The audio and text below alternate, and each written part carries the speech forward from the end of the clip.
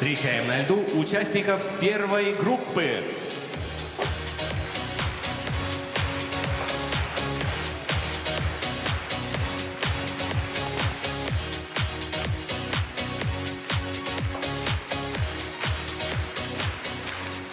Валерия Хадыкина, Даниил Бутенко, Москва. Вероника Меренкова, Даниил Галимов, Краснодарский край. Юлия Артемьева, Алексей Брюханов, Пермский край. Таисия Щербинина, Артем Петров, Пермский край. Разрешена 6-минутная разминка.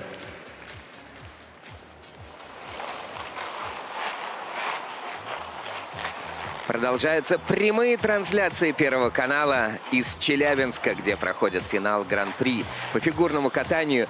В парном катании сегодня произвольная программа. И все, что будет происходить сегодня на льду и в этом дворце спорта, и в эфире, конечно же, в праздничном настроении, потому что сегодня 8 марта, потому что это день самый красивый в году, полный весны, полный любви к женщинам, на самом деле ко всем. Василий Соловьев и Максим Троньком поздравляют всех женщин, которые, и девушек, и девочек, которые слушают нас в прямом эфире на этих очень волнующих соревнованиях. Здравствуйте, да, хочется присоединиться к поздравлениям.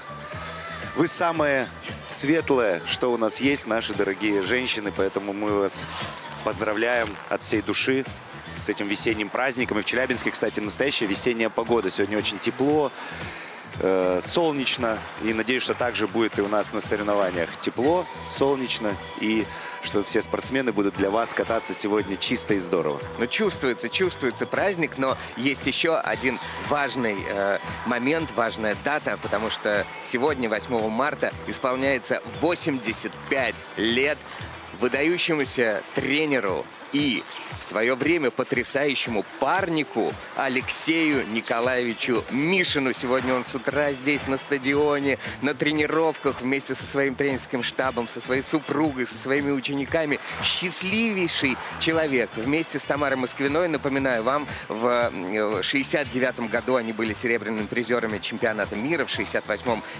серебряными призерами чемпионата Европы. Вот такая у него была спортивная судьба, ну а тренерская вы все знаете прекрасно сами. Да, действительно, Алексей Николаевич Мишин и Тамара Николаевна – это такой золотой фонд нашего парного катания. И что удивительно, Тамара Николаевна, поделили они, скажем так, тренерские мостики. Тамара Николаевна стала великим тренером в парном катании, а Алексей Николаевич великим тренером одиночников. Но это при том, что Тамара Николаевна с Игорем Борисовичем-то еще сражались тоже в одиночном там катании. У каждого были свои ученики, даже были интересные такие у них свои семейные сражения. Но это уже другая история. Давайте возвращаться к парам, которые на льду. Сегодня у них произвольная программа, и после короткой, конечно же, интрига зашкаливает, совершенно сумасшедшая. Но мы не будем сейчас говорить о чемпионских парах, которые будут выступать в следующей группе. Начнем с представления. Валерия Хадыкина, Максим Бутенко. Даниил Бутенко. Ой, Даниил Максимович Бутенко, он меня съехал. Даниил Бутенко. 8-е место занимают с таким еще отрывом сумасшедшим. 57 у них баллов. Как так получилось, что вот... Что с настроем у ребят? Да, все было в порядке. Мне кажется, что просто ребята, наверное, довольно поздно узнали, что они будут участвовать в этих соревнованиях. Должна была быть здесь другая пара. Это Анастасия Мухартова и Дмитрий Евгеньев. Но они снялись. И вот запасными попали Валерия и Даниил. И мне кажется, может быть, где-то у них подготовка более скомканная была. Потому что весь сезон ребята очень уверенно катали свою короткую программу. Это новый дуэт, они первый сезон вместе выступают. И в короткой программе не получилось выполнить выброс у этой пары. Всего 2 пары не справились с выбросом. И как раз и Вероника Меренкова, Даниил Галимов из Краснодарского края, которые следом выйдут на лед, тоже с этим элементом не подружились в короткой программе. Поэтому это 2 пары, которые будут открывать первую разминку. Юлия Артемьева, Алексей Брюханов с количеством таким ненужным ошибок в короткой программе. Третьими выйдут на этот лед. Казалось бы, уверенно начали они свою короткую программу, но и на прыжке, и на выбросе были допущены помарки. И как следствие из 4 пар, представляющих Пермский край, они, к сожалению, последние, а в этой разминке 3-й.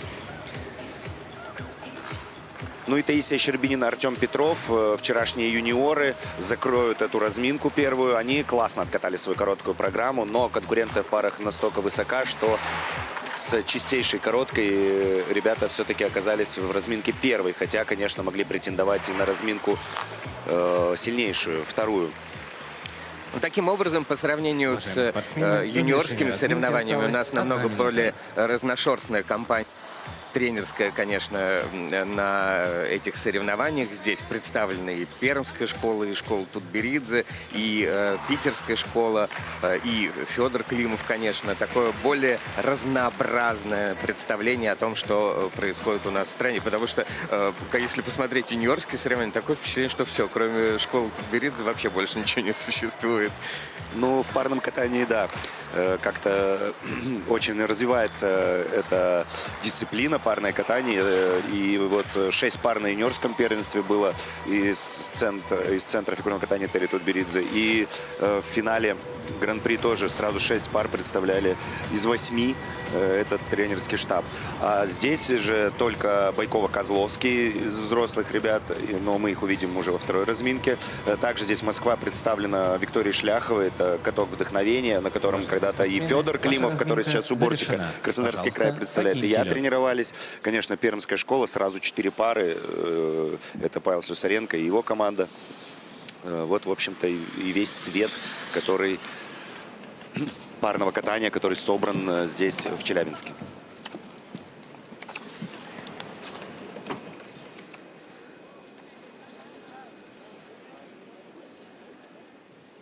Для исполнения произвольной программы на лед приглашаются Валерия Произвольную Хадыкина, программу в Даниил своем Бутенко, дебютном Москва. совместном сезоне исполняют Валерия Хадыкина и Даниил Бутенко.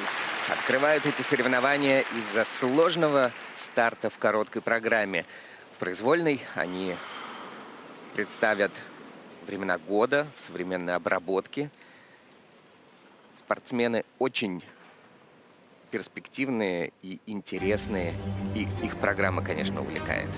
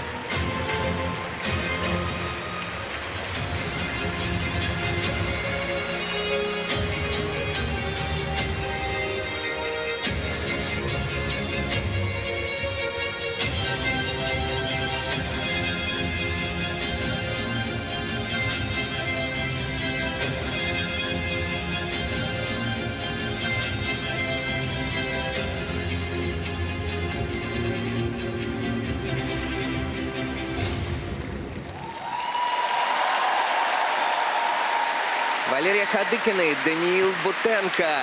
Ну, как думаешь, это вот такой специфический стресс сработал сейчас на частоту этого проката? Или все-таки они органично к концу сезона значительно прибавили? Я думаю, что ребята абсолютно точно прибавили и в катании, и в технике. Это, повторюсь, новый дуэт.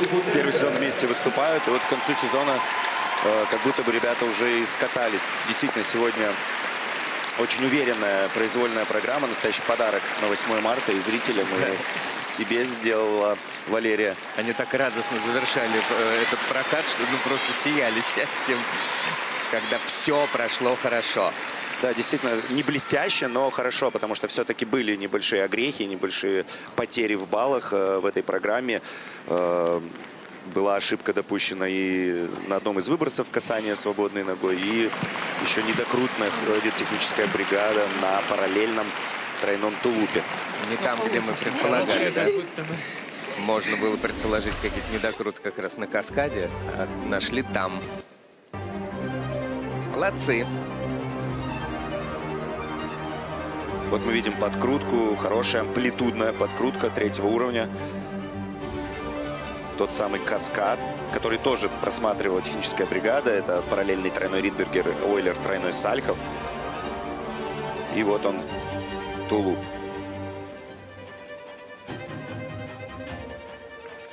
Ребята справились хорошо и с силовыми элементами, и с поддержками, и с выбросами. Вот здесь как раз была ошибка. Видите вы, что свободная нога касается льда. Это сразу же отражается на судейской оценке. Отминусован немножечко будет этот элемент. Ну, а Ридбергер здесь поборолась, Валерия, и хорошо его выполнила. Поддержка Луц, не часто ее теперь увидишь на соревнованиях, потому что не так дорого она стоит. Конечно, ребятам, чтобы усложняться, нужно делать поддержку 5-й группы с другим входом, с более сложным, например, Ласса. Потому что Луц уже, как говорится, только юниоры, и то не первого эшелона делают. Не самая дорогая поддержка. Но для первого сезона, конечно, можно и ее использовать в произвольной программе. Молодцы, ребята. Спасибо им огромное за такое начало этих соревнований. Надеемся, что сегодня у нас будет состязание чистоты исполнения, а не какая-то другая форма соревнований. За исполнение произвольной программы Валерия Хадыкина, Даниил Бутенко набирают 122,97 баллов. Их сумма почти 180 баллов. Прекрасное начало дня.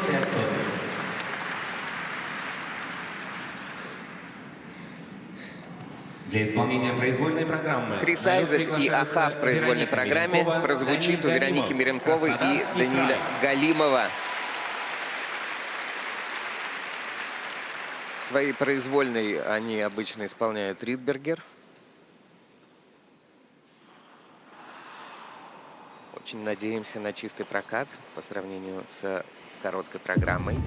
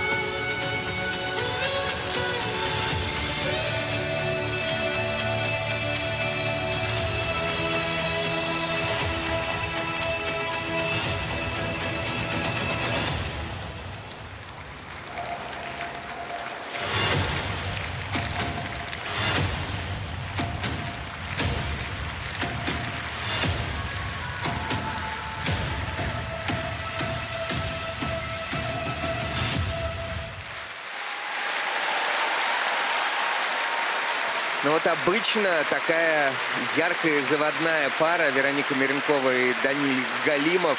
И всегда как-то стараются при любых обстоятельствах, даже самых неприятных, как не унывать. И сегодня даже пытались, но настолько нахлынуло количество ошибок, и прям катастрофических, что уже было не до настроения. Печально, печально. Да, действительно, этот старт ребята себе в актив точно занести не могут, потому что весь сезон они радовали нас хорошими прокатами. Это их первый взрослый сезон. Но вот до конца сезона немножко не дотянули. Все-таки это сложно переходить из юниоров во взрослые. И сегодня не лучший прокат произвольной программы. И недокруты на прыжках, и явные ошибки на выездах. Из координационных элементов здорово был выполнен только подкрут и один из выбросов. Все остальное так или иначе было сорвано. И говорить уже о том, что еще и третью поддержку за прихватом за бедро у ребят не получилось выполнить, поэтому ошибок очень много.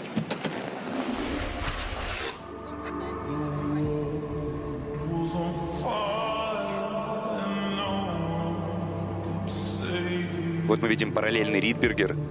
И у Вероники, к сожалению, не декрут. Он был абсолютно явный. И тут даже у тех бригады вопросов не возникло, как и у меня, собственно. Вот это один из тех элементов, который был здорово выполнен. Выброс флип. Параллельный тройной сальхов. Ошибка на выезде. Двукратная тройка, потом двойной аксель. Уже с таким неясным приземлением. Ну и здесь вообще на ход вперед. То есть это полоборота, практически не докрут. На втором двойном акселе, конечно же, тоже каскад явно не в плюсовой зоне и сильно будет понижен по стоимости. Здесь никакого шанса не было приземлить этот выброс у Вероники. Сильно ушел корпус назад по отношению к оси и падение. Ну и вот это, конечно, абсолютно непонятная мне ошибка. Почему это случилось, объяснить, наверное, сможет только сам Даниль.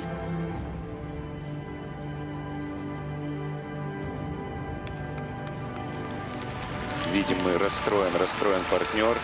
Потому что когда ты срываешь поддержки, это всегда вина партнера, что бы там ни было.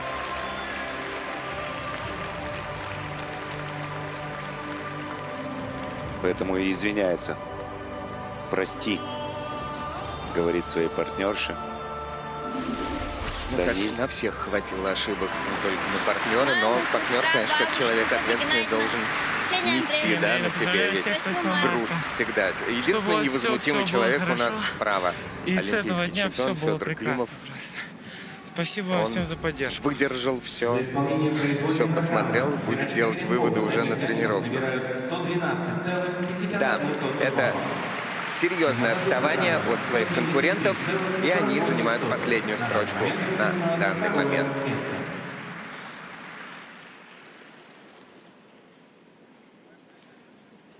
Для исполнения произвольной программы на лед приглашаются Произвольную Юлия программу Артемьева, под музыку Алексей Брюханов, Балаша Хаваши Пермский «Терра край. Росса» будет исполнять Юлия Артемьева и Алексей Брюханов, спортсмены, которые выиграли 2 бронзовые медали на этапах серии Гран-при и были 4-ми на чемпионате России. Настолько плотно они подобрались к лидерам. Но сейчас, на данный момент, после короткой программы, они всего лишь 6-е.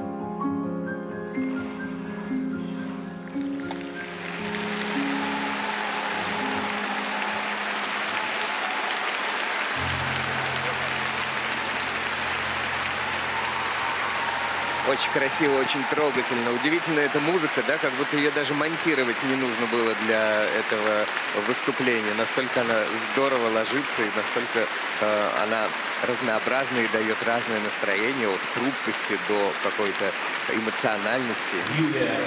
Очень подходит это и музыка, и вообще эта постановка ребятам.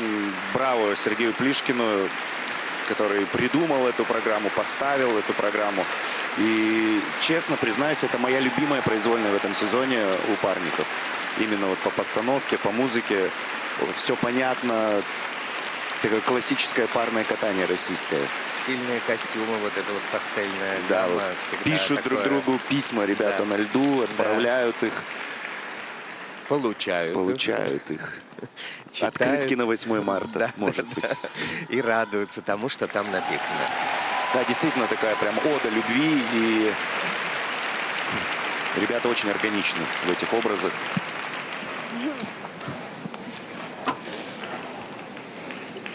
Встречают и Сергей Плишкин, и Павел Слюсаренко, Егор Закроев, своих подопечных. Конечно, все довольны, потому что практически программа была выполнена безукоризненно, если не брать ошибку на стартовом каскаде, который сейчас на наших экранах.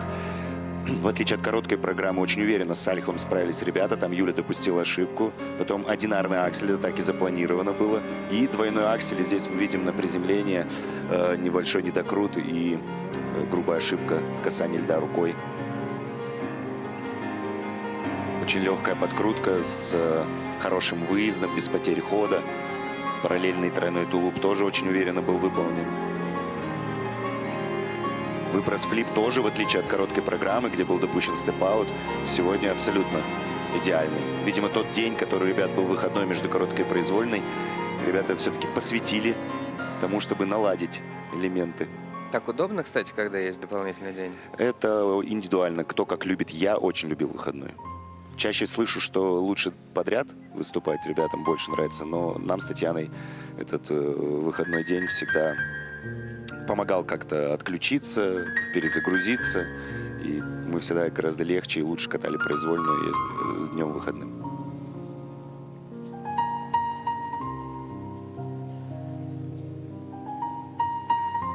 Очень романтическая классика.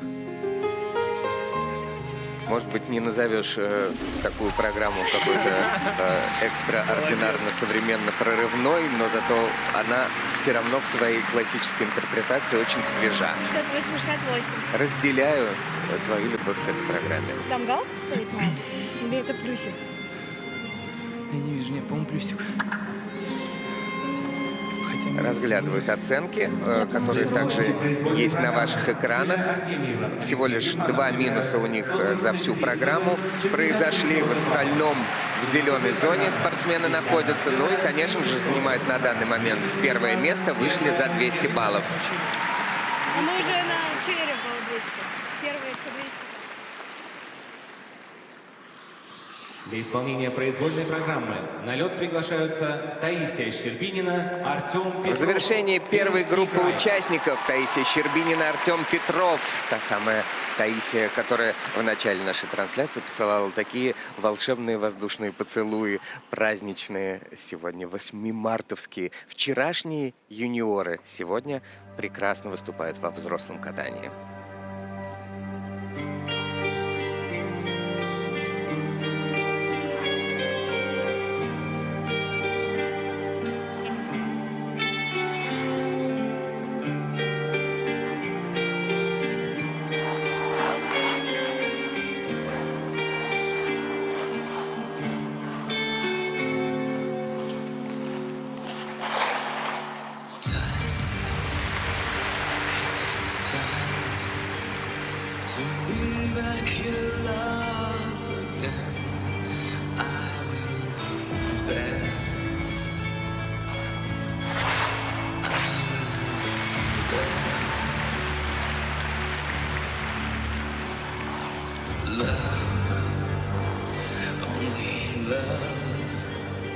And bring back your love someday.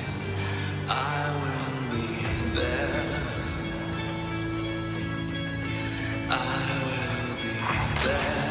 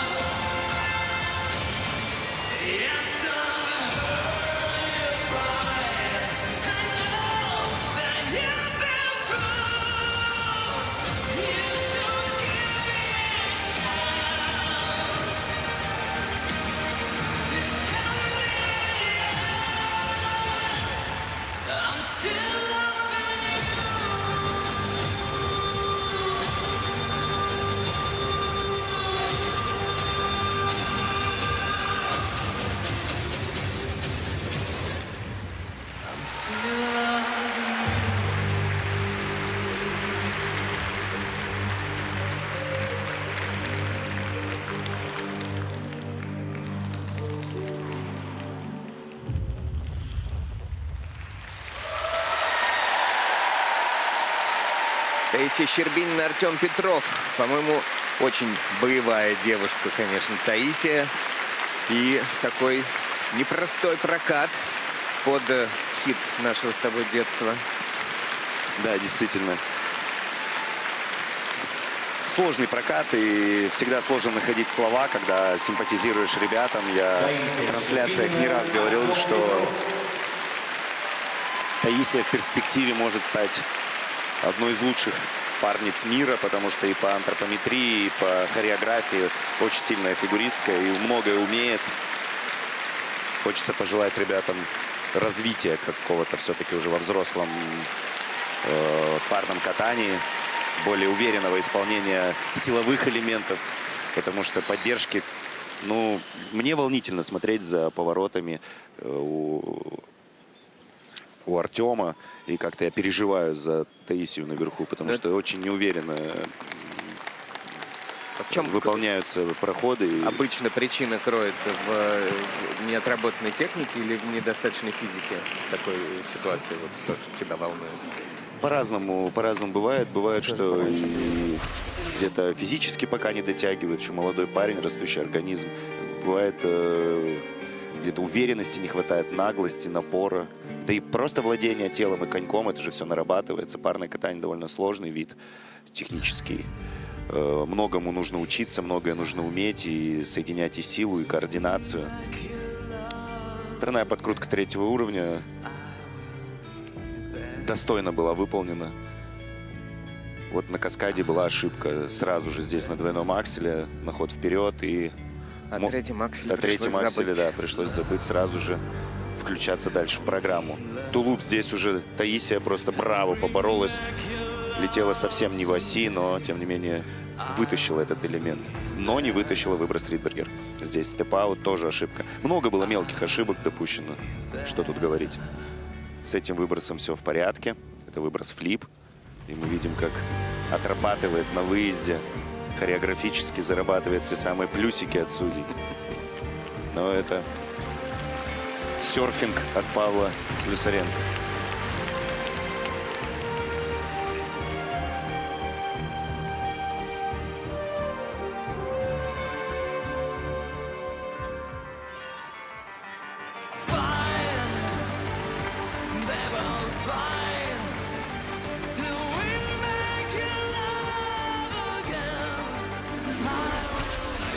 Вот такие у нас вчерашние Всем юниоры. привет.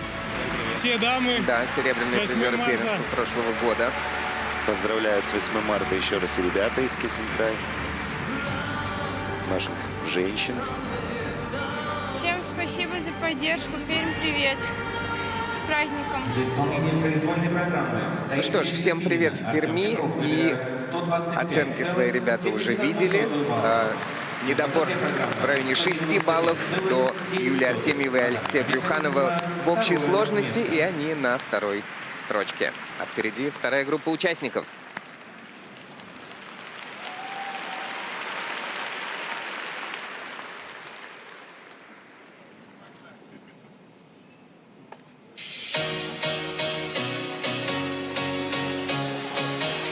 Встречаем на льду участников второй группы.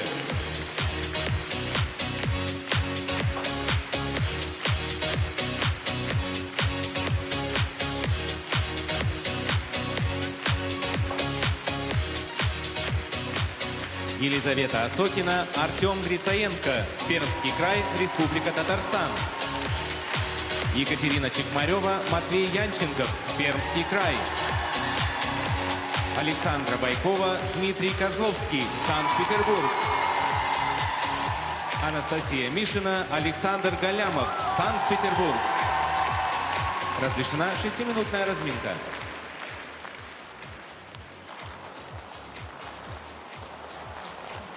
Гудит Челябинск, гудит дворец спорта «Трактор», где проходит сегодня финал Гран-при России по фигурному катанию в парном катании. Произвольная программа, и во второй группе лучшие пары России. Безусловно, в каком-то сумасшедшем совершенно столкновении, да, которое обеспечивает максимальную интригу, соревнования высшего уровня драматизма и в том числе и техники. Как ты вообще оцениваешь вот то, что происходит? Ну, это популярная тема, невозможно о ней не говорить, по поводу четверных выбросов и такой вот гонки четверных выбросов, которая нам в том числе вроде сегодня предстоит. Обе же пары лидирующие будут их исполнять. Ну, конечно, мы поживем увидим. Я думаю, что Дима с Сашей точно должны пойти на четверной выброс Сальхов, потому что в этом сезоне они его не просто делали попытки, а даже на чемпионате страны очень уверенно приземлили. Что касается Анастасии и Александра, видели мы попытку четверного выброса и очень достойные попытки на прыжковом чемпионате. Но в программе пока ребята этим нас не баловали. Поэтому не будем загадывать, нужно ждать и смотреть. Плюс на лед они выйдут, Анастасия с Александром выйдут после Саши с Димой. И они еще и стратегически могут, они уже будут знать, как откатались ребята. И вставлять или не вставлять четверной выброс тоже это стратегия. То есть если там будет успех, то нужно делать. А если там что-то не получится, то можно не рисковать и получить гораздо больше баллов за прекрасно выполненный тройной. Отличная стратегия и вполне себе логичная. Первыми будут кататься Елизавета Осокина и Артем Грицаенко. Они четвертые после короткой программы. Это также пара из Перми, где работают вместе вот с этой выдающейся тренерской бригадой. На соревнованиях в этом сезоне они один раз были на пьедестале в Магнитогорске, но затем вот не довелось, хотя короткая программа на чемпионате России у Елизаветы и Артема закончилась третьим результатом, но, к сожалению, в произвольной провалились. Но это вот для них такой был почти обычный процесс на соревнованиях в этом году. Затем будут кататься выдающиеся уже, мне кажется, пермяки в плане и презентации, и техники, и вот какой-то слаженности сумасшедшей. Екатерина Чекмарева, Матвей Янченков, которые стали бронзовыми призерами на чемпионате России, причем вторыми были в результате произвольного катания, но вот по сумме оказались всего лишь третьими. Помешала им чуть-чуть короткая программа, где они были четвертыми. И это чрезвычайно важный для них сезон, посттравматически, можно сказать, когда был предыдущий сезон практически весь пропущен. И вот сейчас в таком блестящем совершенно стиле они здесь находятся. Ну и две лидирующие пары. Напоминаю вам, что отрыв у третьей и четвертой пары между собой 3 балла, а вот у первой и второй отрыв между ними всего лишь 1/100. И это, конечно, чрезвычайно забавные казусы системы вот этой вот бальной, но без этого никуда не денешься. Сотые, они на то сотые и есть. Отрыв от третьего места в то же время целых 5 баллов. Не знаю, как это скажется на настроении Александра и Дмитрия. Им кататься первыми в своей программе, ученикам Станислава Морозова из школы Этери Тутберидзе. Ну, а по поводу стратегии Анастасии Мишиной и Александра Галямова, вот их тренер Тамара Москвина здесь рядышком с нашей комментаторской позицией работает со своими спортсменами. Ого! Пока мы с вами смотрели на Анастасию и Александра, ребята исполнили выброс. Как у них сейчас выброс прошел? Да, с ошибкой был выполнен четверной выброс, но без падения, степ-аут. Рабочий вариант для разминки, для 6-минутной. Конечно, хотелось бы и на одну ногу сделать для уверенности, но и такой амплитудный у них этот элемент, что удержать эту одну ногу Саше стоит каких-то героических усилий, мне кажется, потому что выброс действительно в полкатка, пролетный, на огромной высоте Саша летит в нем, что всегда так прямо замирает зал, замирает. Я думаю, что и Дима замирает, когда кидает Сашу в четверной выброс. С 8 марта вас, дорогие наши девушки, жены, дочери. И все-все-все. Тамара Николаевна получает тоже у нас сердечки от зрителей.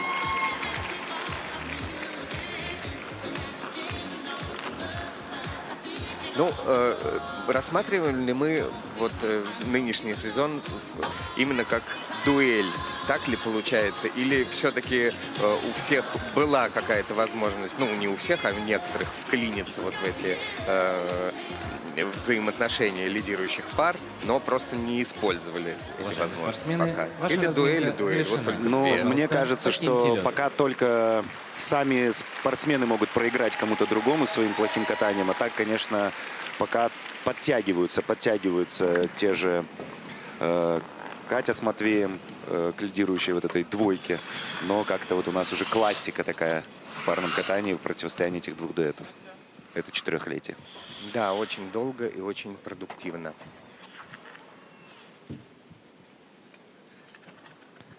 Для исполнения произвольной программы на лед приглашаются Елизавета Осокина. Очень красивая Артем пара. Грицаенко. Елизавета Осокина, Артем Грицаенко.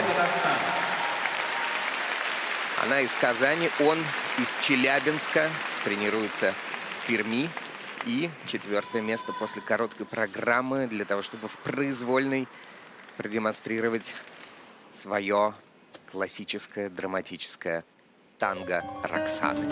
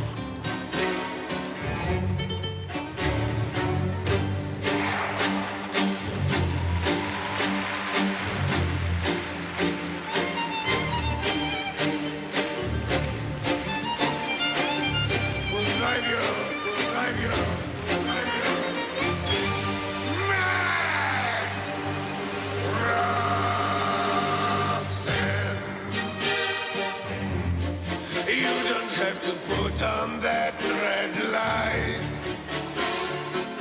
Walk the streets for money. You don't care if it's wrong or if it is right. Roxanne,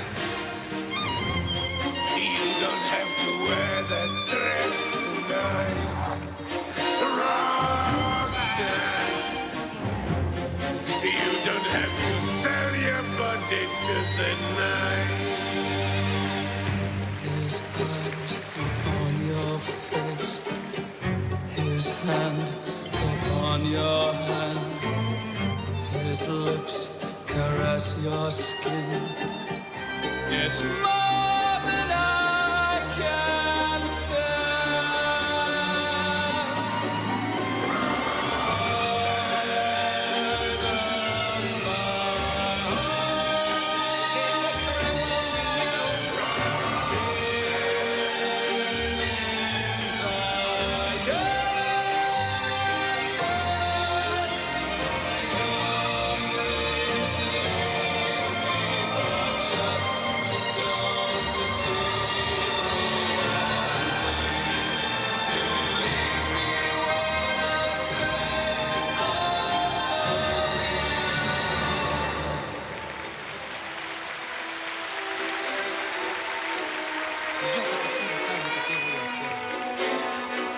Me dejaste en un tango. El alma se me fue el corazón. Ya no tengo ganas de vivir, porque no te puedo convencer que no te vengas, Rosa.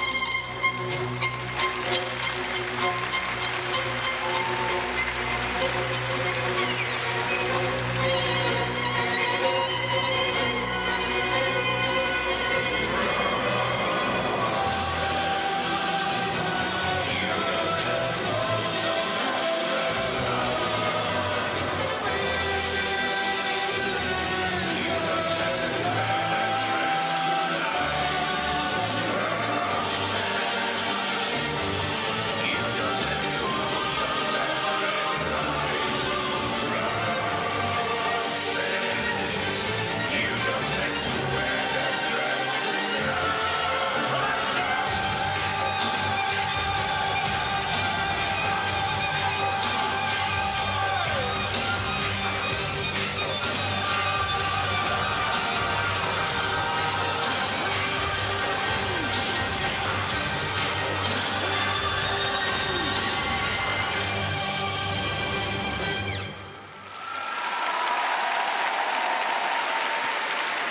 такая забавная, конечно, закономерность, что с одной стороны неудачи добавляют драмы, с другой стороны именно драматизма все равно добавляет только чистый прокат. Поэтому мы, безусловно, сейчас все испереживались, но вот получить удовольствие именно от драматической составляющей этого проката не смогли. Все подразвалилось. Да, уже не первый раз в этом сезоне у ребят шикарно просто получается короткая программа. Я рассыпаюсь в комплиментах именно после этого вида первого дня соревнований. И, к сожалению, всегда мне приходится оправдываться после произвольных программ этих ребят, что на чемпионате России не получилось откатать эту программу чисто, что и также и на финале Гран-при. Здесь челябинский лед, родной лед Артема, который сейчас слышит слова поддержки. А как вот так бывает? Может, некомфортная программа как-то сложилась по творчеству, эмоционально? Раз за разом. Так обидно. Такая красивая пара. Да, к сожалению, тот же прыжок, который шикарно был выполнен в короткой. Или все-таки тулуп? Я, честно говоря, сейчас стал сомневаться в своих словах. Но Сальхов, как и на чемпионате России, не получился. То есть падение сразу же после первого же прыжка. Хотя стартовый каскад, вот этот из тройного тулупа и двух двойных акселей, казалось бы, должен был ребят зарядить на хороший прокат. После этого очень уверенно. Это коронный элемент этой пары. Подкрут 4-го уровня. И вот здесь очень обидное падение. Немножко как будто не докрутила свой прыжок Лиза. Ну, а Артем ограничился вообще двойным. Поэтому очень много теряют здесь, конечно, ребята. И выброс Ридбергер уже как будто бы сил не хватило. Рывком совсем не вышла наверх на нужную высоту Елизавета. И тоже падение. Обычно более амплитудные у них эти выбросы. Но сегодня хватило только для того, чтобы вкрутиться туда, а спасти уже было очень сложно. Но, наверное, самая обидная ошибка — это совместное вращение. Последние элементы, там совсем силы ребят покинули. И вообще 0 получат они за этот элемент, потому что что-то непонятное происходило после смены ноги. На двух ногах вращался Артем и пытался все-таки потом и на одной ноге продолжить вращение. Но тем не менее 0. Да, и В такая... судейских протоколах вот мы видим этот элемент на последний. Он Сейчас даже на не наших экранах. обозначен. Белая строка. На самом деле там должно было быть обращение. За исполнение И произвольной неловкая программы пауза потом Елизавета до Сотина, окончания Артем музыки. Савенко набирают 118,60 балла. Они на третьем месте на данный момент, вслед за Щербининой и Петровым. Место.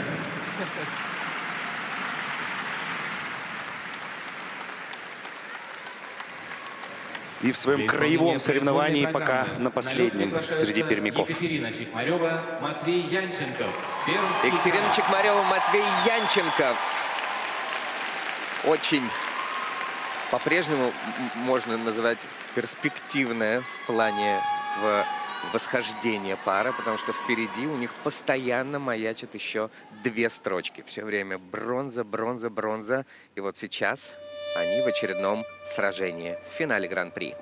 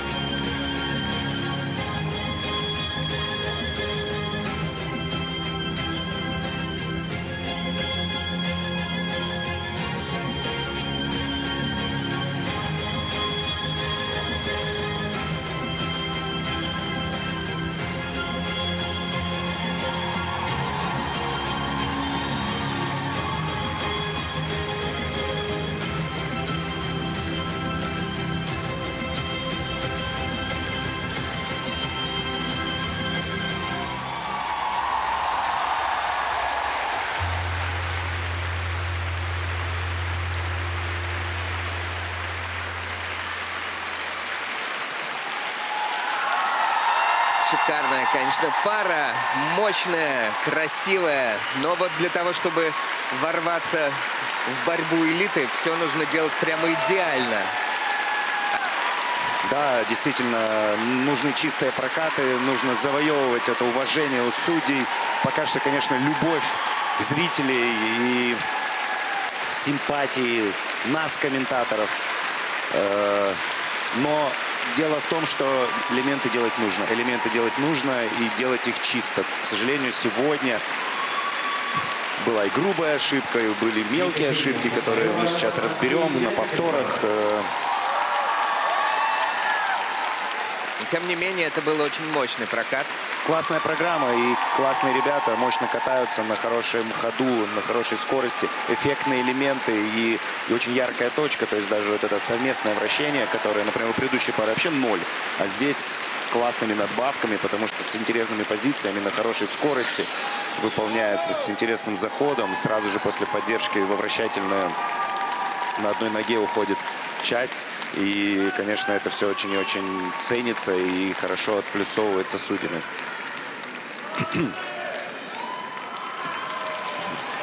Ну, по реакции зала можно понять, как любят ребят.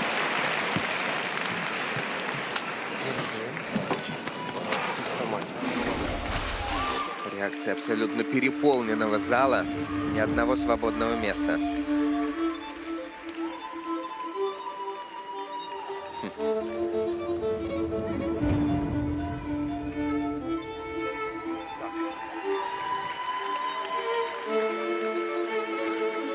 Начали здорово с каскада. Ребята тоже ничего, стартовали на тренерской позиции.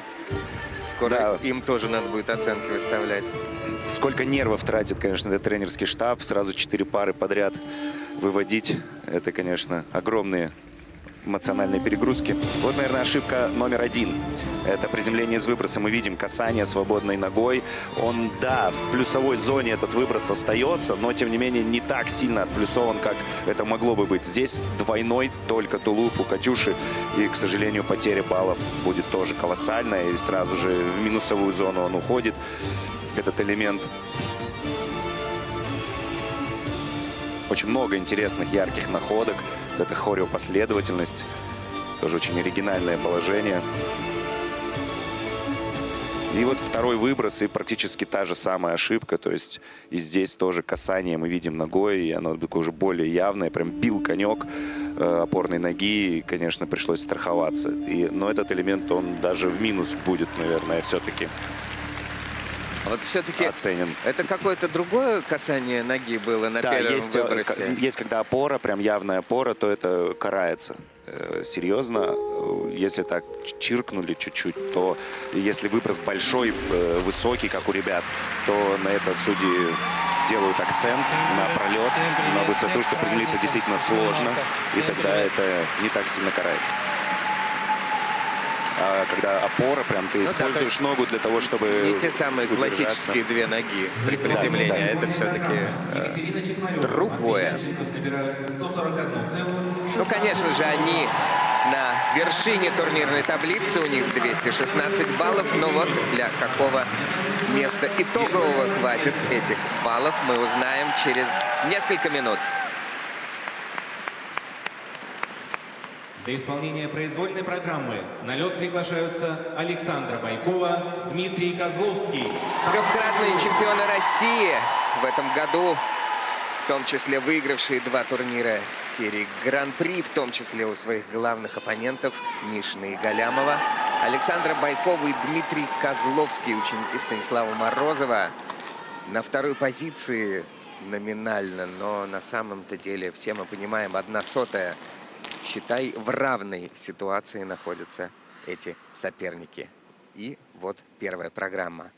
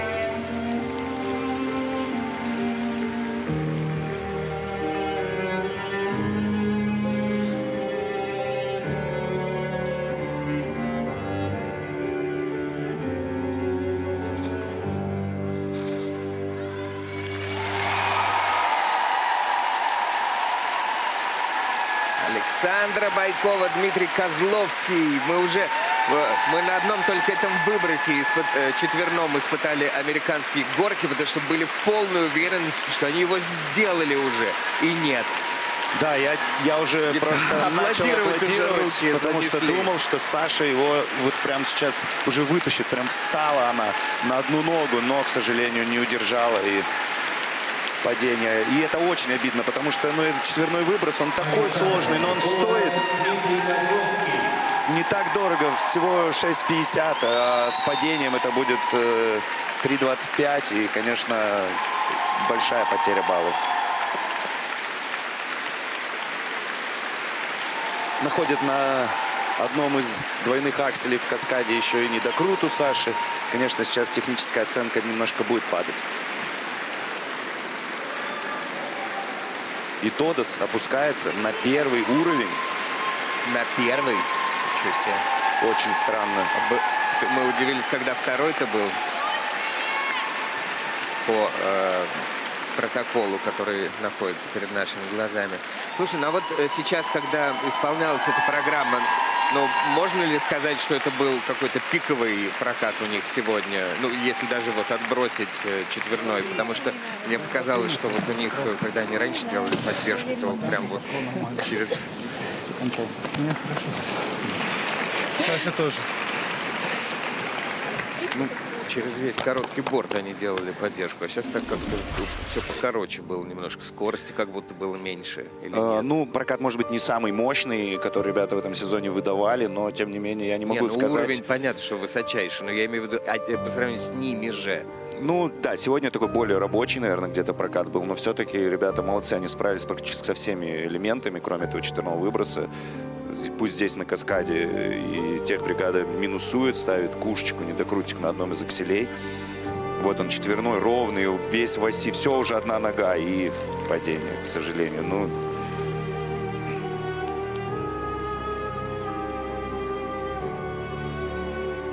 Да, белым абсолютно стоял Станислав и ждал этого выброса. Прям было видно, как он замер весь. Ну, весь зал замер, а вместе с ними... очень хорошая подкрутка у ребят стала, и Стас такой специалист как раз по этому элементу. Здорово обучает ему, и у ребят улучшился этот элемент. Как и выброс флип, который в конце программы был очень уверенно, здорово сделан.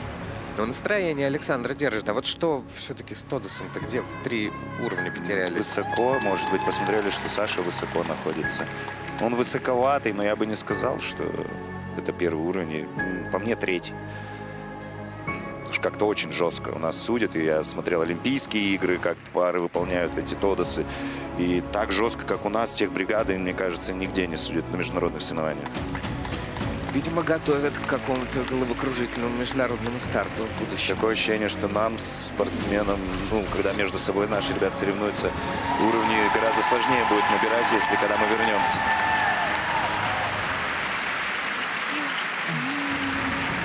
Станислав Морозов, Максим Болотин и всей группе Этери Тутберидзе. Александра Байкова, Дмитрий Волнение Козловский и... набирают 144,73 балла. Они опережают на 8 баллов Чекмарева и Янченкова. Это предсказуемо, но 224 балла теперь ориентир для их мощнейших конкурентов. Для исполнения произвольной программы на лед приглашаются Анастасия Мишина, Александр Галямов, также трехкратные чемпионы России, но мы помним и их головокружительное прошлое, чемпионаты мира, чемпионаты Европы, Олимпийские игры. Все это у этих спортсменов позади, а впереди несколько минут произвольного катания под Элвиса Пресли.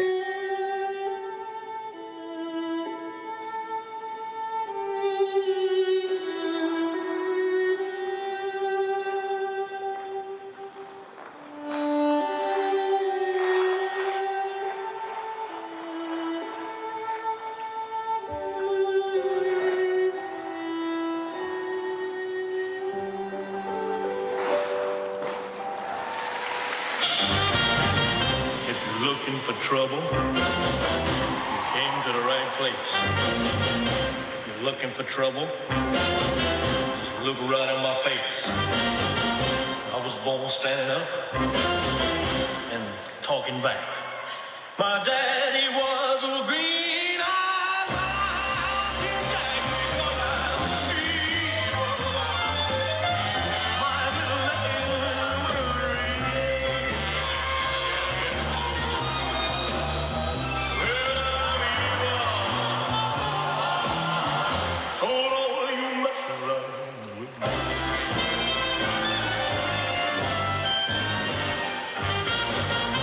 Never looked for trouble, but I never ran. I don't take no orders, no kind of man. I'm only made out of flesh, blood, and bone. But if you're gonna start a rumble, don't you try it hard, because I'm evil. My name is Marie. Well, I'm evil. So don't you mess around with me. Yeah.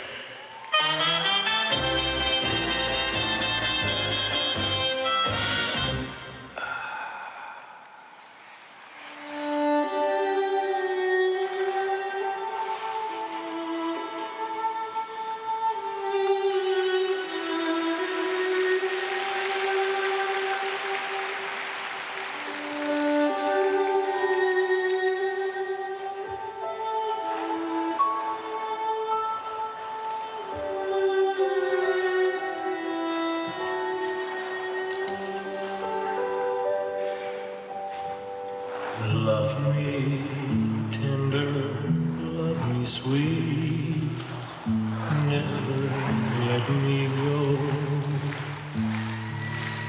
You have made my life complete, and I love you so. Love me tender, love me true, all my dreams fulfill. For my darling, I love you, and I always will. You ain't nothing but a hound dog, you cry all the time. You ain't nothing but a hound dog, crying all the time. Well, you ain't nothing but a rabbit, and you ain't no friend of mine. Well, they said you was high class. Well, that was just a lie. Yeah, they said you was high class. Well, that was just a lie. Yeah, you ain't never but a rabbit, and you ain't no friend of mine. You ain't nothing but a hound dog, crying all the time.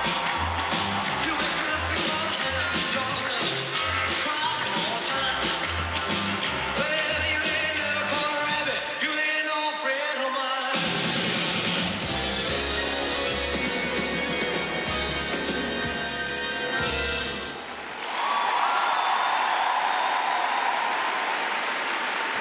И это очень непростые соревнования мы сегодня с вами наблюдаем. Анастасия Мишина, Александр Галямов завершают произвольное катание в финале Гран-при. И, если казалось, что для Александра и Дмитрия тяжелой была программа, то для Анастасии и Александра, мне кажется, прям ох. Мне кажется, что я теперь точно увидел все в этой жизни, даже как Анастасия Мишина срывает выброс. Это для меня вообще какой-то...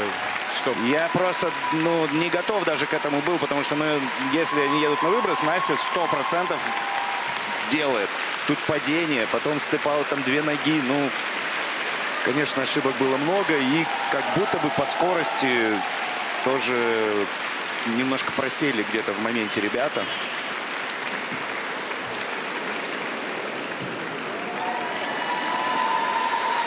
Был ли сегодня хоть один чистый прокат, Максим, чтобы не было красненького на оценках? не говоря уже о падениях. Не было ни одного чистого проката. Представляешь, сегодня вот это турнир. Тамара Николаевна. Ну, самый чистый прокат как будто бы Артемий Брюханов показали, потому что там только одна ошибка была на приземлении с прыжка. А в остальном, конечно, пары сегодня не сказать, чтобы очень порадовали нас. Давайте я это подержу. Ох, ну давайте посмотрим в тонкостях, потому что здесь борьба идет тоже за каждый балл, за каждую сотую. И мы вот обратили внимание, ну, падение с выброса, там падение с четверного выброса и итоговая оценка 3,50. Здесь падение с тройного выброса, оценка 2,50. То есть не шибко-то это и влияет, да, на ситуацию, потому что тот же Тодос, у нас тут другая картина нарисовывается. Судьи ставят 3-й уровень за Тодос. А значит, где-то они уже сразу сравнялись вот здесь, по баллу. вот, и это очень неприятное падение, как слетает конек на бедро и прям под борт к нам. Больно. Сюда под комментаторский пульт слетела Настя. И мы видим, что спортсмены парники понимают, как это больно и как это неприятно. Это, по-моему, любой человек, у которого ноги есть, сейчас понял. С прыжками привычно ребята справились.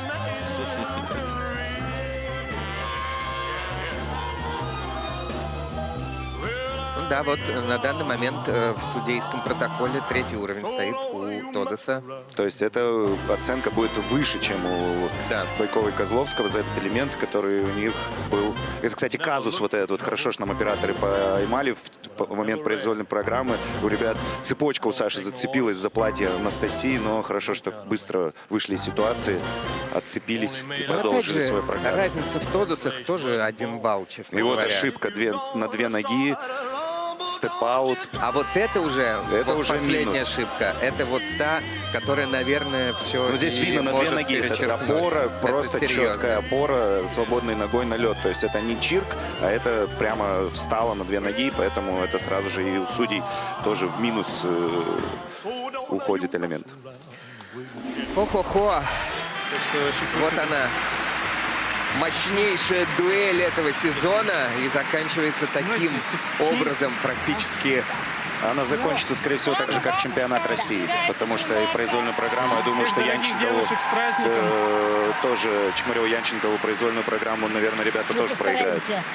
И как и на чемпионате России, малая серебряная медаль. Но мы уже видим, что по технике оценка на 3 балла меньше у Мишина и Галямова. И также они уступают в оценке по компонентам. Таким образом, проигрывая 4,75 балла, становятся вторыми. А на первом месте Александра Байкова и Дмитрий Козловский. Которые ликуют и радуются в грин-руме.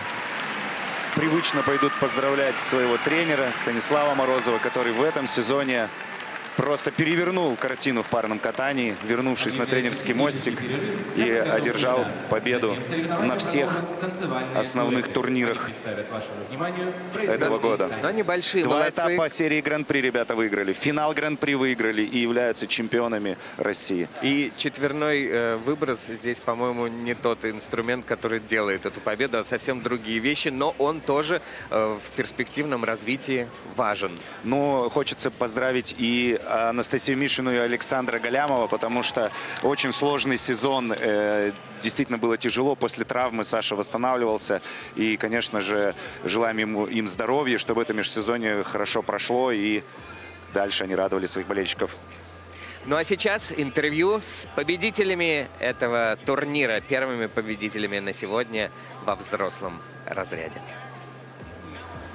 Ну что ж, всем добрый день. Позади уже произвольные программы в парном катании. Конечно же, в первую очередь хочется поздравить абсолютно всех наших замечательных вторых половинок. Мам, жен, сестер, бабушек, дочек, всех-всех с Международным женским днем, конечно, с днем весны. Хотелось бы, чтобы снег поскорее растаял и все-таки солнышко окутало нас своими объятиями. Но, возвращаясь к финалу Гран-при, который проходит в эти дни в Челябинске, конечно, с нами сейчас сейчас в Киссинг-Край, собственно, в том месте, где порой спортсмены плачут или радуются как раз те спортсмены, у которых золотая медаль еще и финала Гран-при. Александра Байкова и Дмитрий Козловский вместе с нами. И также, конечно, неоднократно чемпионка мира и Европы Женя Медведева. И первый вопрос хочется задать. Во-первых, мы, конечно же, вас поздравляем.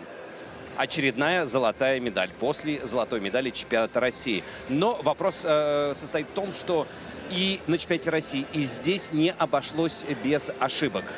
С чем вы связываете все-таки не столь чистое катание? С попыткой исполнить четверной сальхов, упором на этот элемент? Или все же, например, большой перерыв между чемпионатом России и финалом Гран-при? Ваши эмоции после проката и все же почему? Ну, хочется сказать, что все старты друг от друга отличаются подготовка к различным турнирам. Но у нас наблюдается очевидный прогресс. Мы понимаем, что четверной выброс — это элемент очень рискованный, и вероятность ошибки на нем очень-очень велика. И что касается этого турнира, в принципе, если не считать четверного выброса, со всеми элементами мы справились на очень хорошем уровне. На предыдущих как раз турнирах ошибки у нас наблюдались именно на сторонних элементах. Но я могу сказать, что этот турнир для нас прошел очень-очень хорошо. Мы показывали хорошее катание, хорошие качественные элементы. И в целом я очень доволен именно в первую очередь даже не результатом, а тем, как у нас получилось презентовать эти программы. Ну и хочется отметить, что в этом сезоне мы с Сашей выиграли все основные турниры. И для нас это очень важно. А говорите, что не важны места. Ну, конечно, важны. Без вариантов. Мы, в конце концов, за что медали-то получаем? За места. Почему нас помнят как спортсменов? Из-за Помнят мест. это те, кто уже закончил, а вас знают. Мы пока еще в игре. Ну, кто-то, может быть, уже не смотрит фигурное катание, поэтому просто помнит нас.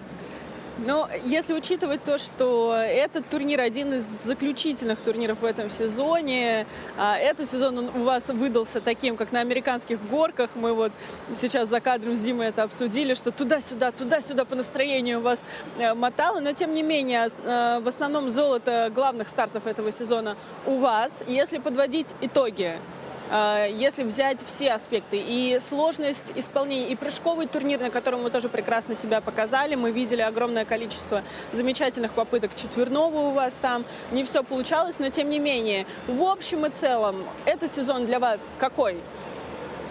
Однозначно хороший. Надо только сделать небольшие выводы о том, что надо быть поувереннее в себе. Вот сегодня, например, мне просто не хватило наглости в четверном выбросе.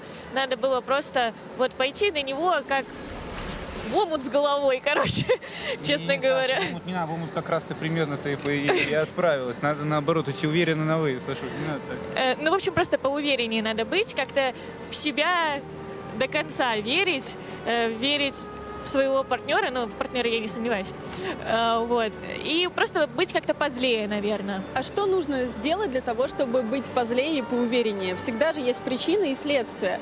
Просто так это же из серии «болеешь, не болей».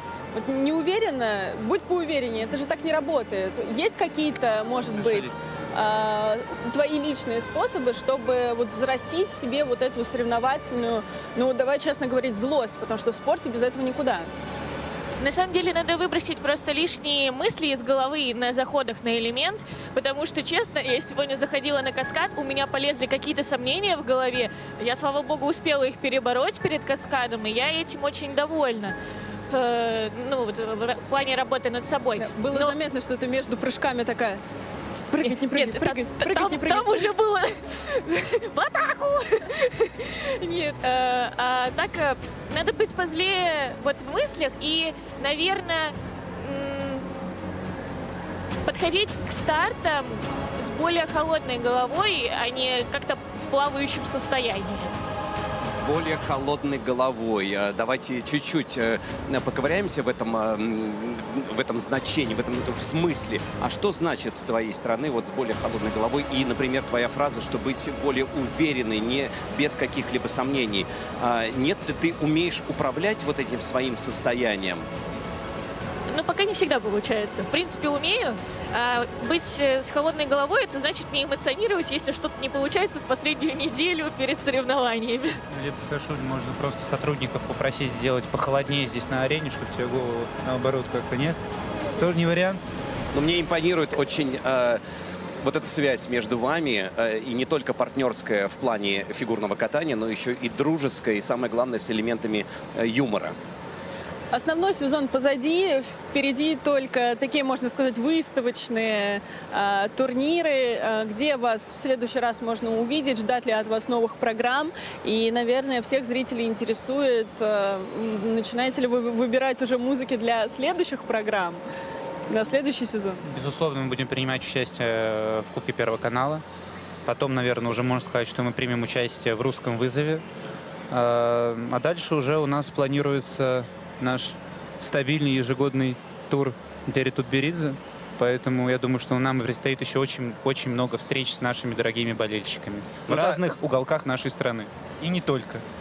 Я так понимаю, что впереди огромное количество всевозможных и в том числе очень мега артистических программ. Если честно, мне очень нравится именно финал последних сезонов, потому что после череды таких, ну, прямо крупнейших, очень серьезных стартов, как чемпионат России, как и финал Гран-при, дальше идут такие турниры, где можно, правда, расслабиться и можно поискать себя, в каком направлении дальше развиваться. Конечно, Кубок Первого канала 21-22 марта в Санкт-Петербурге, 4 апреля тоже Санкт-Петербург. Это уже русский вызов. Такое, знаете, как после сытного обеда, вот такой десерт, потому что это праздник и для нас, и для... А можно вам вопрос задать? Легко. Вы будете принимать в этом году участие в русском вызове? Прекрасный вопрос. Алексей Константинович в последнее время, если раньше лет 10 мог планировать чуть-чуть хотя бы вперед, то сейчас я живу только сегодняшним днем. На данный момент ты можешь выдохнуть, пока нет в планах. Ну, хорошо, это хорошо. То есть у нас есть какие-то, у других спортсменов есть шансы занять какое-то Вы же первое спортсмены место. с большой буквы прекрасно всегда знаете, что шанс есть всегда и у всех. Алексей Ягудин продолжает всех держать в страхе, даже спортсменов, тонусе. спустя 20 лет после завершения карьеры. Если 25 спортивная практически. карьера, то только такая, как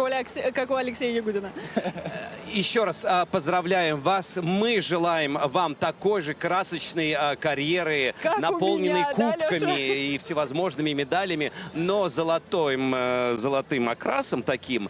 Скажите, а вот все же сезон, что прошлогодний, что этот, плюс-минус, одни и те же соперники, которые выходят на лед вместе с вами, плюс-минус одни и те же города. Немножко есть ощущение, что как бы немного приелось? Или все же вы считаете, что каждый турнир — это что-то новое, отдельная страница и не только в вашей жизни? Я понимаю, вы, судя по вашим комментариям после Олимпиады, ну, разрывает изнутри. Конечно, хочется на международную арену, но мы пока здесь и отталкиваемся от того, что приходится переживать здесь внутренне. Ну, мы стараемся разнообразить для себя соревнования в России тем, что усложняем программы, какие-то новые элементы учим, пробуем себя в новых образах с новыми постановщиками. В этом году с нами начал работать Станислав Александрович Морозов. Это тоже для нас в новинку. Теперь это наш основной тренер. И что-то все равно всегда меняется. Каждый старт, он не похож на предыдущий. Но, конечно, уже есть небольшая усталость от соревнований исключительно внутри России, исключительно с ребятами, с которыми мы соревнуемся уже, ну, больше даже 4 лет, то есть это там 6. С Настей и Сашей мы вообще 9 лет соревнуемся. С пеленок, можно сказать. Да, на самом деле первый раз в Челябинске мы выступали с Димой ровно 10 лет назад на чемпионате России в 2016 году. Когда Евгения Медведева всех выигрывала с каскадом, который ей не засчитывали. Просто потому, что могла. У Алексея Николаевича юбилей. Сегодня у него день рождения. Соответственно, наверное, многих интересует вопрос, выступите ли вы у него на юбилее? Да, мы выступим 11 марта, будем выступать. Я там буду. Мы вас ждем. Ну, хорошо, что мы там места не разыгрываем. Да. А вообще хочется сказать, передать самые искренние слова поздравления Алексею Николаевичу. Это настоящая легенда фигурного катания. Это тренер нашей юности. Человек, который направил нас в нужное русло, в русло парного катания. И я уверен, что без его советов, без его работы нас бы здесь бы не было. Но я бы еще хотел сказать по поводу предыдущего вопроса, по поводу международных турниров и всей сложившейся ситуации. Очень хочется, чтобы спорт, как говорит МОК, по-настоящему был настоящим лучиком надежды. Надежды, да. И лучиком Последнее надежды заявление. без двойных стандартов. Потому что, к сожалению, пока мы именно и это наблюдаем. Мы уже прокатались 4 года без международной арены, и пора нас уже туда возвращать. Мы Ну, там вот этим должны быть. лучиком надежды, как и сегодня, подстать. Но такой день, все-таки день весны, и такой мягкий, добрый. И хочется, что вот эти лучики надежды все-таки коснулись каждого из вас. И в апреле, надеюсь, когда пройдет заседание МОК, все же как-то они примут решение, что все-таки дать зеленый свет нашему российскому фигурному катанию, да и всему спорту нашей страны, в целом выход на международную арену. Ну, Леш, я думаю, ты со мной согласишься, что мы с ребятами можем общаться многие-многие часы напролет, но я думаю, им нужно немного отдохнуть. Еще раз, да, поздравляем. После победы Самый поздравляем. заключительный вопрос. Я слышал, что дорожка шагов у вас была немножко скомкана вот сегодня в выступлении. Это шуточная ремарка, и что вы не так плотно работаете над дорожками шагов. Он засланный казачок, его попросили это спросить. Вы понимаете, что это не я подсматривал Ну, ваши во-первых, тренировочный дорожка процесс. шагов у нас была позавчера. В произвольной программе дорожки шагов у нас нет. Зато был великолепный Тодос на первый уровень. Но нам есть... Зато какой! Потому что мы хотели быть первыми. Вот. Вот и сделали Вот и сделали первый. Ну, ребят, мы вас поздравляем, но для наших зрителей, конечно же, сюрпризы не заканчиваются. И своими эмоциями после произвольной программы поделилась пара Анастасия Мишина, Александр Галямов. Смотрим. Дорогие друзья, это был очень непростой сезон, и мне кажется, у вас все в нем было. Были и победы, и разочарования. Нет, побед не было.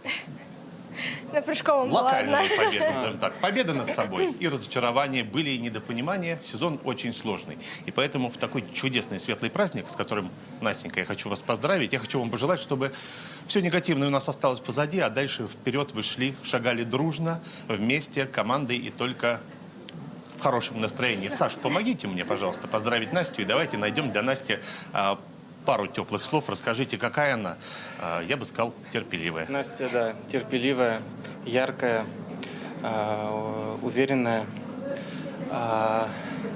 надежная, хладнокровная и стойкая.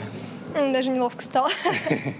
Я очень рад, что вы в таком настроении, что вы улыбаетесь. Я так понимаю, что сегодня вы пытались сделать ставку на спокойный, надежный прокат, но и сегодня что-то не получилось. Настя, расскажите, что могло пойти не так?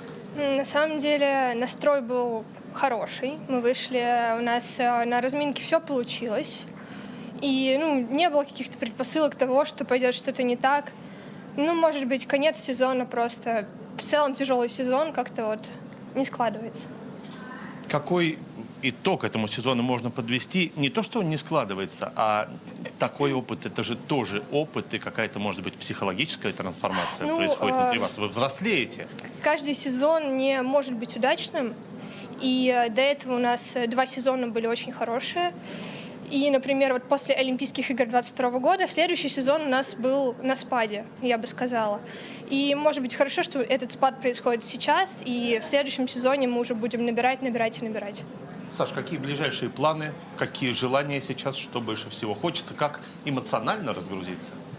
Ближайшие планы: мы с Настей выступим на дне рождения Алексея Николаевича Мишина. У него как раз сегодня день рождения, с чем мы его искренне поздравляем. Желаем благополучия, счастья и долгих лет жизни.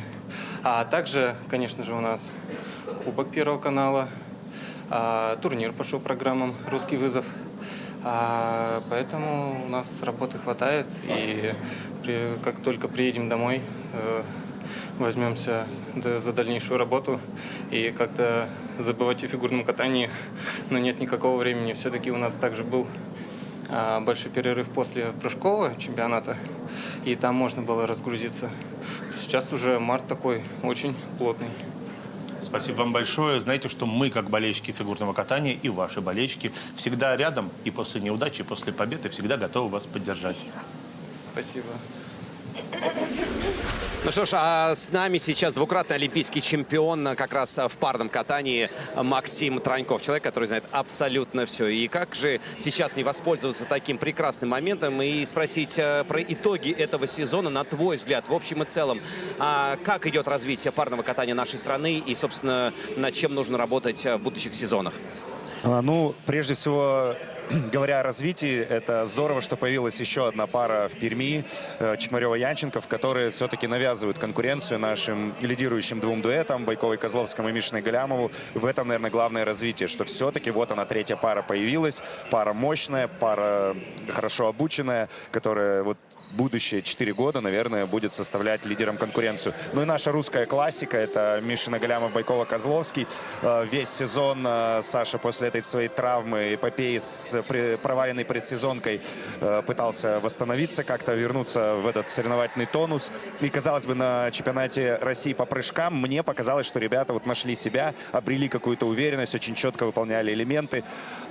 Здесь опять этого не случилось. Еще, мне кажется, одна ошибка ребят в этом сезоне — вернуть вот этого Элвиса, эту программу. Да, ее очень любит зал, но если отмотать назад, они с этой программой тоже проигрывали. Они не выигрывали с этой программой Байкова-Козловского, вернули ее на этот сезон и опять весь сезон, получается, проиграли своим главным конкурентам. Нету чистого катания у пар. Вот это меня беспокоит. Сегодня ни одна пара чисто не откаталась. Кстати, ни одного чистого проката. С чем ты связываешь данное выступление? Большой перерыв после чемпионата России или просто уже усталость от достаточно насыщенного сезона? Мне сложно понять причину, почему пары не могут эти два злосчастных тройных прыжка выучить, Тулуп и Сальхов. То есть, казалось бы, ну ничего сложного. Валова, Васильев в 1984 году делали этот набор. И мы сейчас говорим о том, что нужно как-то вот напрячься и научиться прыгать Сальхов или Тулуп. Ну, не знаю, даже мне 12 лет назад я думал усложняться и прыгать флип, потому что, ну, как будто бы надо куда-то двигаться дальше. Если говорить о чистых прокатах, то, наверное, Байкова-Козловский можно назвать этот прокат максимально приближенным к чистому, потому что, ну, одна ошибка на самом сложнейшем элементе ультраси, который они единственные выполняют на четверном выбросе, ну, за скобки вынесем этот элемент, тогда, может быть, вот один прокат можно ребят похвалить. Хотя потеря на Тодосе очень большая, и если бы было 2 чистых проката и проиграли бы Тодосом, ну, это прям было бы очень обидно.